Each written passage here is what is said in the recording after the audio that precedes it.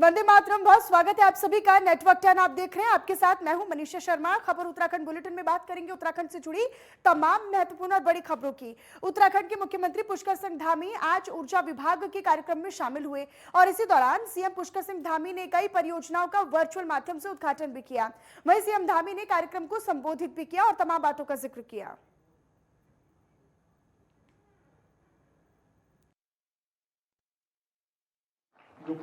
Power corporation limited एवं power transmission corporation of Uttarakhand limited द्वारा आज श्री केदारनाथ जी, बद्रीनाथ जी, ऋषिकेश, कनखल, पनियाला, अल्मोड़ा, रुद्रपुर, किच्छा, काठगोदाम, आराकोट, अस्कोट, ब्यासी, देहरादून, जाफरपुर में विद्युत आपूर्ति की पूर्ण की गई कई महत्वपूर्ण परियोजनाएं जिनको आज अभी यहाँ पर जिनका लोकार्पण हुआ है। और हमारा ये शुरू से एक स्लोगन भी रहा है कि हमारी सरकार जिन योजनाओं को भी शिलान्यास करेगी, हम केवल शिलान्यास नहीं करेंगे, शिलान्यास के साथ साथ उनका लोकार्पण भी करेंगे। और इस दिशा में लगातार हम काम कर रहे हैं। हमारा राज्य यहाँ गंगा और यमुना का उद्गम राज्य है, मध्य हिमालय का यह पवित्र क्षेत्र है। यदि इस हिमालय क्षेत्र में कई पर्यावरणीय प्रश्न भी हैं, यद्यपि बहुत सारी जटिल हमारे यहाँ भौगोलिक परिस्थितियाँ भी हैं, तो वहीं जल विद्युत की भी अपार संभावनाएं जो अनंत तक जा सकती हैं, यह भी हमको उपलब्ध कराता है। अब सवाल यह है, प्रश्न ये है कि हम कैसे इस विशाल संसाधन का उपयोग करते हैं। और मैं बचपन से ये सोचता रहता था, करीब जब मैं छोटा था, कि कैसे अधिक से अधिक जल विद्युत का जो हमारे यहाँ पर एक विशाल क्षेत्र है, मैं कहूँ कि अनंत क्षेत्र है। और जैसा अभी मंत्री जी कह रहे थे, बड़ी अच्छी बात, फौजी हैं लेकिन बात बड़ी सही करते हैं। तो इन्होंने ये कहा कि हम 20,000 मेगावाट बिजली को पैदा कर सकते हैं। तो आप सोच लीजिए कि अगर 20,000 बिजली का मेगावाट हमने जो उत्पादन शुरू कर दिया, तो हम कहाँ से कहाँ पहुँच जाएंगे, जमीन से आसमान पर पहुँच जाएंगे।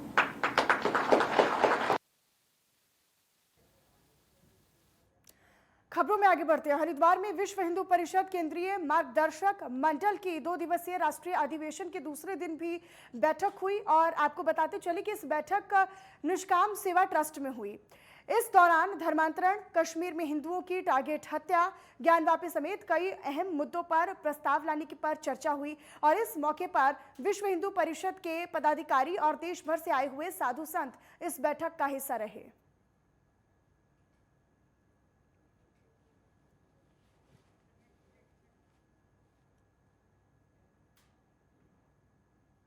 और इसी बीच बड़ी खबर मिल रही है, वो आपको बताएं। उत्तराखंड के पर्वतीय क्षेत्रों में आज बारिश के आसार हैं। मौसम विभाग ने 5 जिलों में बारिश की संभावना को जताया है और साथ ही वो 5 जिले कौन से हैं वो भी आपको बताएं। उत्तरकाशी, रुद्रप्रयाग, चमोली में बारिश हो सकती है। इन जिलों के अलावा बागेश्वर और पिथौरागढ़ में भी बारिश की संभावना मौसम विभाग ने जता दी है। मौसम विभाग ने 15 जून के लिए भी येलो अलर्ट जारी किया है। तो मौसम में हमने देखा है कि कल तक डोईवाला में, अगर हम डोईवाला जिक्र करते हैं, डोईवाला जिले का, तो वहां पर 44 डिग्री सेल्सियस था, लेकिन शाम होते होते वहां पर मौसम का मिजाज बदला और अब और जिलों में भी बारिश हो सकती है। ये संभावना मौसम विभाग की तरफ से जताई गई है। तो मौसम विभाग ने कुल 5 जिलों में बारिश की संभावना जताई है। उत्तरकाशी, रुद्रप्रयाग, चमोली में बारिश हो सकती है। इन जिलों के अलावा बागेश्वर और पिथौरागढ़ भी वो जिले हैं जिसमें मौसम विभाग ने बारिश होने की संभावनाएं जताई हैं। कहीं ना कहीं लोगों को जो भारी गर्मी है, भीषण गर्मी है, उससे आने वाले दिनों में राहत मिलेगी। मौसम विभाग ने हालांकि 15 जून के लिए येलो अलर्ट भी जारी किया है और इसी को देखते हुए प्रशासन भी अपनी तैयारियों को पुख्ता करने में जुटा हुआ है। तो 5 जिलों में मौसम विभाग की तरफ से आने वाले दिनों में बारिश की संभावनाएं जताई हुई हैं। पर्वतीय क्षेत्रों में आज बारिश के आसार हैं और आज कई जिलों में बारिश हो सकती है।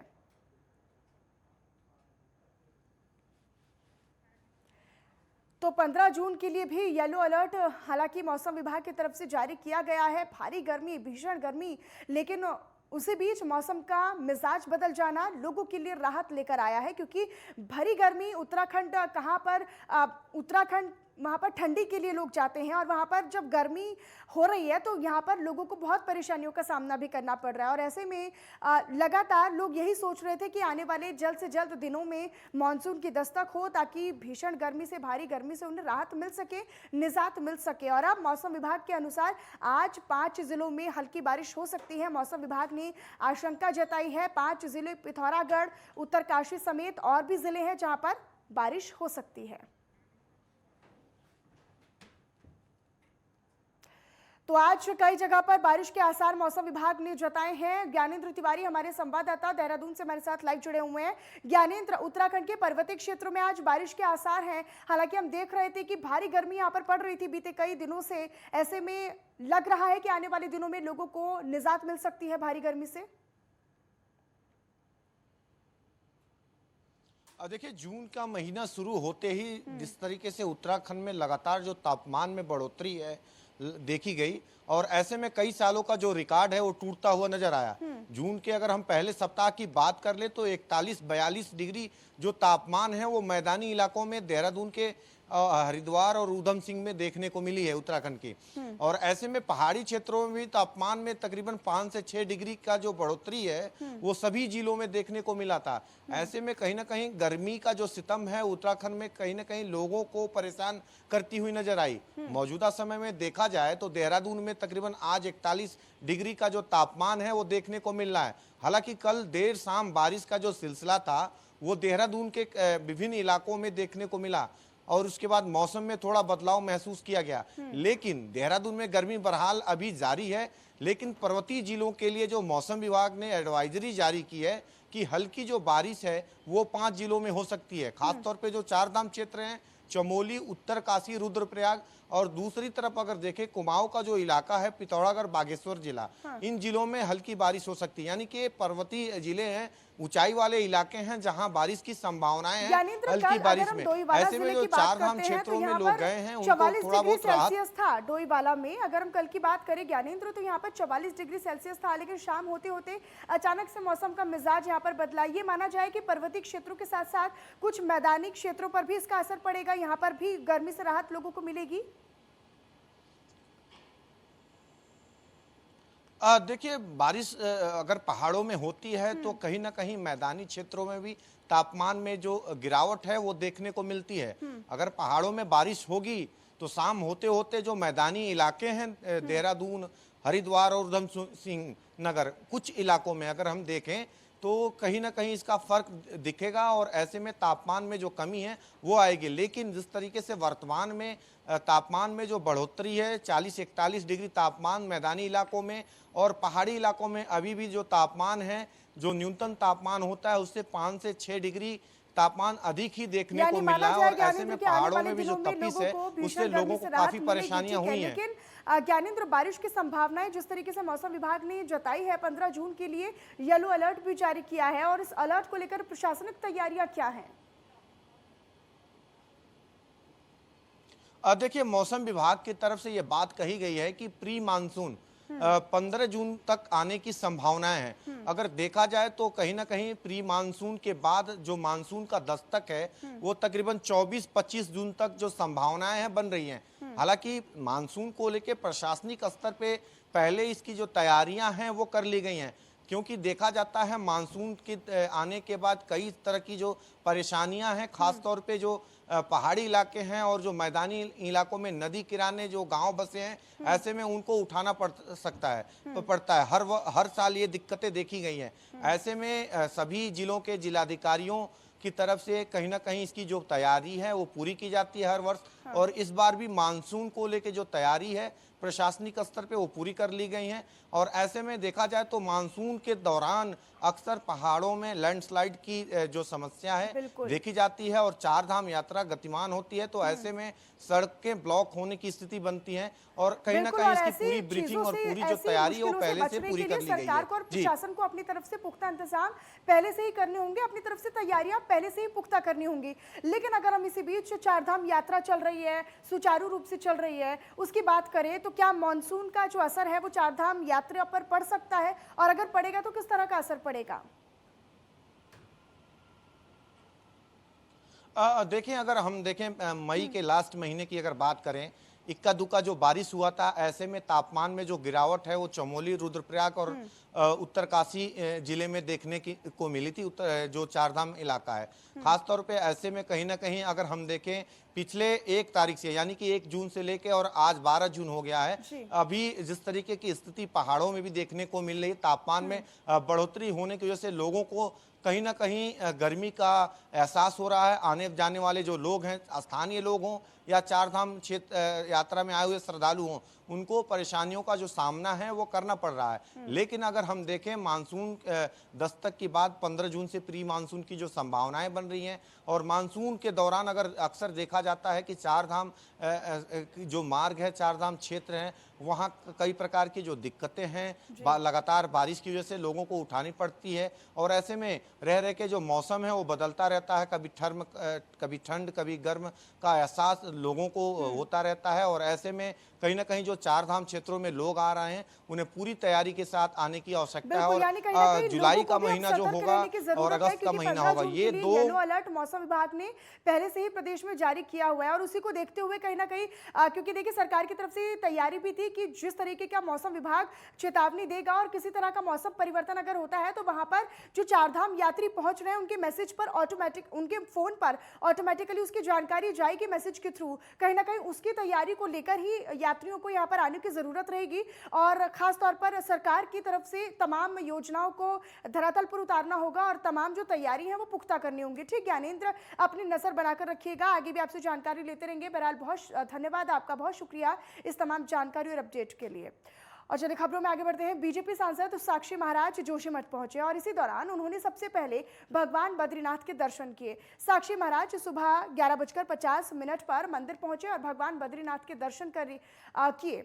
इसी दौरान श्रद्धालुओं ने साक्षी महाराज के साथ सेल्फी भी ली।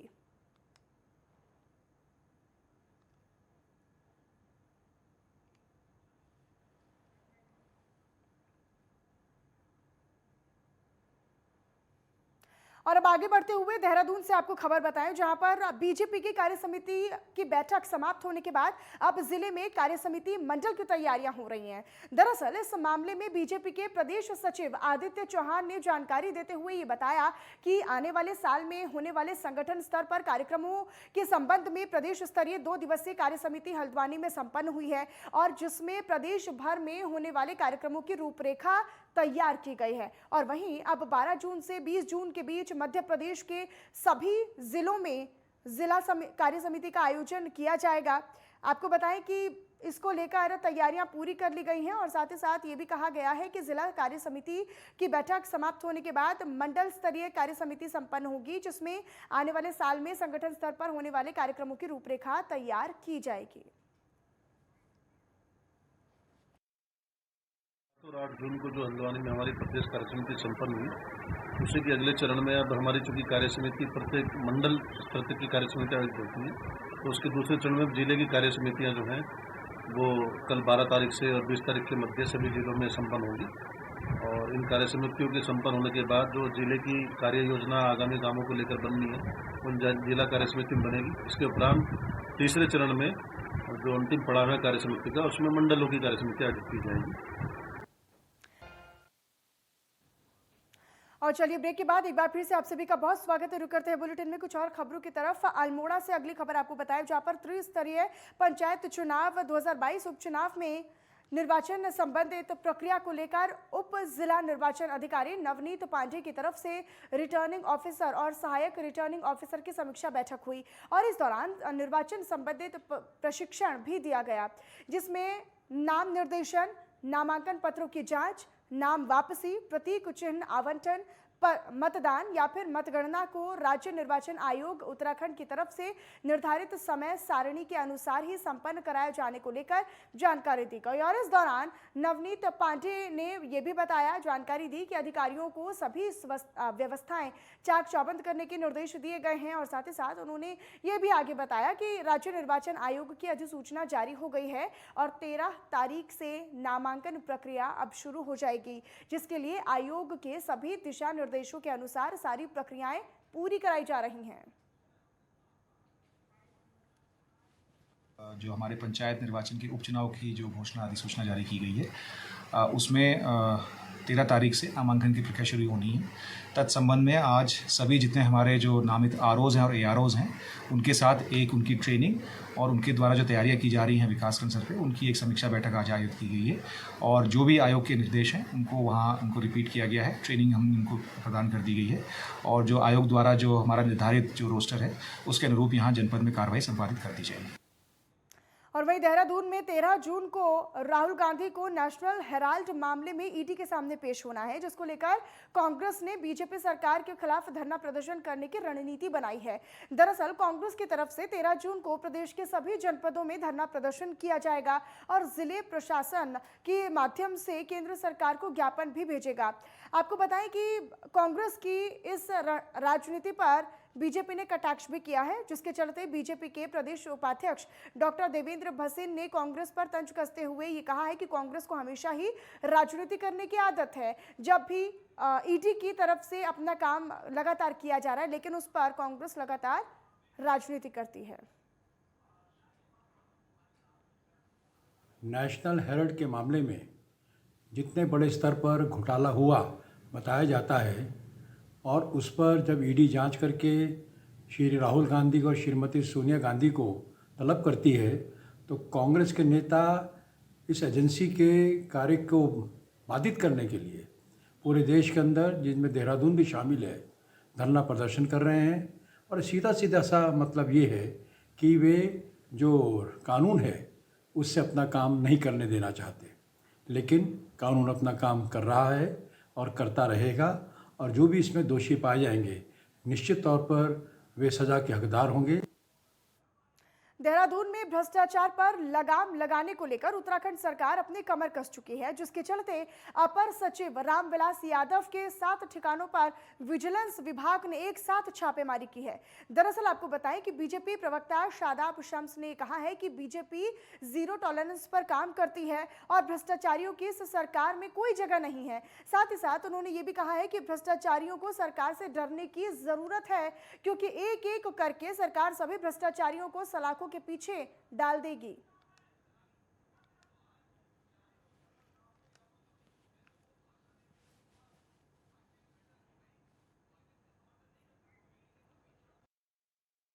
करप्शन की सरकार है केंद्र में और प्रदेश में, और धामी सरकार में भ्रष्टाचारियों के लिए कोई स्थान नहीं है।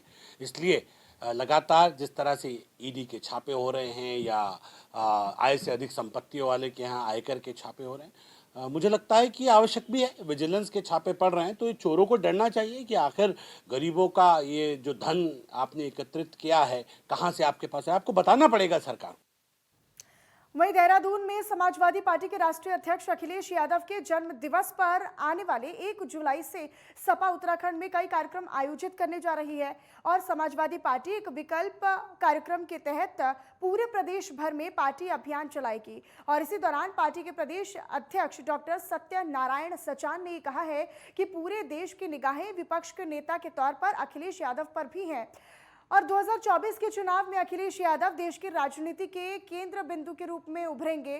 साथ ही साथ उन्होंने ये भी कहा कि इस चुनाव में मुख्य मुकाबला प्रधानमंत्री नरेंद्र मोदी और अखिलेश यादव के बीच होगा, क्योंकि इस समय देश की छवि काफी खराब हो गई है, जिसे अखिलेश यादव छवि को बनाने का काम करेंगे। मसूरी से अगली जानकारी आपको दे, जहां पर 7 से 8 पर्यटकों ने एक स्थानीय युवक पर गाड़ी को साइड ना देने पर चाकुओं और डंडों से वार कर दिया, जिसके चलते युवक बुरी तरीके से जख्मी हो गया। जिसको स्थानीय लोगों की मदद के द्वारा मसूरी के उप जिला चिकित्सालय ले जाया गया। दरअसल बताया ये भी जा रहा है कि पर्यटकों ने चाकू से युवक पर करीब 7 से 8 वार किए, जिसके बाद युवक गंभीर रूप से घायल हो गया। वहीं स्थानीय लोगों ने मसूरी लाइब्रेरी चौकी का घेराव कर जमकर हंगामा काटा और पर्यटक की गाड़ी में भी तोड़फोड़ कर दी, जिसके बाद आक्रोशित लोगों ने जल्द से जल्द आरोपी की गिरफ्तारी की मांग पुलिस से कर दी है। और साथ ही साथ लोगों ने प्रदेश के मुख्यमंत्री पुष्कर सिंह धामी और कृषि मंत्री मसूरी विधायक गणेश जोशी से मसूरी में पुलिस फोर्स बढ़ाने की मांग की है। और फिलहाल पुलिस ने 2 पर्यटकों को गिरफ्तार कर लिया है और फरार पर्यटकों की तलाश की जा रही है। और ये सामने शायद आमने सामने ये लोग आए हैं, तो कुछ आगे पीछे गाड़ी को करने के चक्कर में इनकी बहसा बहसी हुई आपस में। इन लोगों ने तत्काल जो है डंडे लट्ठे और एक सरदार करके उसमें उसे कृपाण निकाल के इसको मारने की कोशिश की। बाकायदा इस बंदे ने जो सरदार है उसने कृपाण निकाल के पेट में डालने की कोशिश, तो उसका हाथ बीच में आया, उसका हाथ में भी पूरा कट है और थोड़ा बहुत उसके पेट में भी गया है, सर में चोटें हैं। मतलब अगर वहाँ पे कोई और लोकल बंदे ना होते या ये वाकया रात का होता ना तो बंदा खत्म था वहाँ पे, कौन देखता उसको। अच्छा पुलिस सुनिए, पुलिस के जो इनके जो फोन नंबर है, हमने जब उस फोन में फोन किया तो उन्होंने कहा हम भेज रहे हैं। हमने जब 3-4 बार उनको फोन किया तो उनके द्वारा ये बोला गया कि आप एसएसपी ऑफिस फोन करोगी। अभी हमारे पास व्यवस्था नहीं है। अल्मोड़ा जनपद में स्वास्थ्य विभाग ने कोरोना से बचाव की दूसरी और एहतियातन डोज के से छूटे लोगों के घर घर जाकर तलाश कर टीकाकरण करने का कार्य शुरू कर दिया है। सीएमओ डॉक्टर RC पंत ने ये बताया है कि जनपद में बुजुर्ग लोगों में 77,000 का लक्ष्य था, जिसमें से 25,000 लोगों को बूस्टर डोज लगाई जा चुकी है और बाकी बचे लोगों के लिए आंगनबाड़ी ANM के माध्यम से घर जाकर टीकाकरण करने के निर्देश दिए गए हैं। उन्होंने ये भी बताया कि जनपद में प्रथम और द्वितीय डोज का वैक्सीनेशन लगभग पूरा हो चुका है और बूस्टर डोज के लिए अल्मोड़ा स्वास्थ्य विभाग घर घर दस्तक टीकाकरण अभियान की शुरुआत कर चुका है, जिसके तहत लगातार लोगों को वैक्सीन लगाई जा रही है।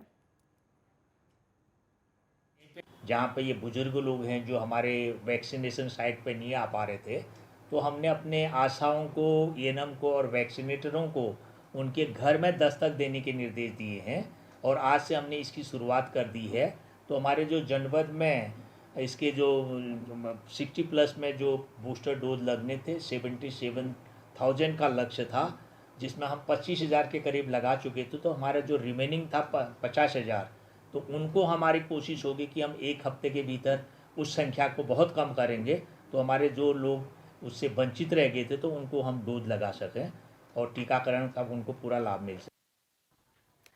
तो अपनी आवाज से पूरे देश भर में धूम मचा देने वाले सिंगर जुबिन नौटियाल ने international Indian film award 2022 Abu Dhabi में best playback singer male award का खिताब जीता है। आपको ये भी बताते चले कि यहाँ पर अवार्ड फंक्शन आबू धाबी में पूरा हुआ, जिसमें कि देश के अधिकांश अभिनेता, गायक, डायरेक्टर पहुंचे थे। आपको ये भी बताते चले कि जुबिन नौटियाल अपनी सुरीली आवाज़ से पूरे देश में जाने जाते हैं और पिछले कई सालों से जुबिन नौटियाल के गाने पूरे देश भर में धूम मचाते आ रहे हैं। जुबिन नौटियाल को मुख्यमंत्री पुष्कर सिंह धामी ने भी आईफा अवार्ड जीतने की शुभकामनाएं दी हैं।